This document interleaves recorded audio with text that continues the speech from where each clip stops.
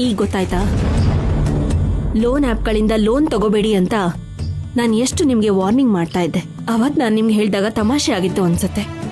ಆದ್ರೆ ಇವತ್ತು ನೋಡಿ ಎಂತ ಅನಾಹುತ ಆಗಿದೆ. ಆ ಹುಡುಗಿ ಅವನ್ನ ಧೈರ್ಯವಾಗಿ ಎದುರಿಸದೆ ಹೋಗಿದ್ರೆ, ಎಲ್ರೂ ಒಗ್ಗಟ್ಟಾಗಿ ಅವನಿಗೆ ಬುದ್ಧಿ ಕಲಿಸ್ದೇ ಹೋಗಿದ್ರೆ, ಆ ಹೆಣ್ಮಕ್ಳ ಗತಿ ಏನಾಗ್ಬೇಕು ಅಂತ ಯೋಚನೆ ಮಾಡಿ ನೋಡಿ.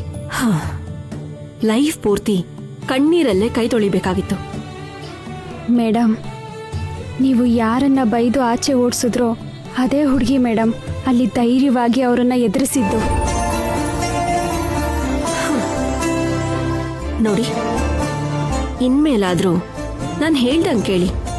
ಯಾವುದೇ ಕಾರಣಕ್ಕೂ ಲೋನ್ ಆ್ಯಪ್ಗಳಿಂದ ಲೋನ್ನ ತಗೊಳ್ಬೇಡಿ. ಅಷ್ಟು ಅವಶ್ಯಕತೆ ಇದ್ರೆ ಆ ಹುಡುಗಿ ಹೇಳ್ದಾಗೆ ಗೊತ್ತಿರೋರ ಹತ್ರ ಕೈ ಚಾಚಿ, ನಂಬಿಕೆ ಇರೋರ ಹತ್ರ ಸಾಲ ತಗೊಳ್ಳಿ. ಇಲ್ಲ ಅಂದ್ರೆ ಬ್ಯಾಂಕ್ಗಳಲ್ಲಿ ಒಡವೆನ ಪ್ಲೆಡ್ಜ್ ಮಾಡಿ. ಆದ್ರೆ ದಯವಿಟ್ಟು ಈ ತರ ಮಾಡಬೇಡಿ. ಕೆಲವೊಮ್ಮೆ ಅತಿಯಾದ ಸ್ವಾಭಿಮಾನ ನಮ್ಮ ಮಾನಹಾನಿಗೆ ಕಾರಣ ಆಗತ್ತೆ.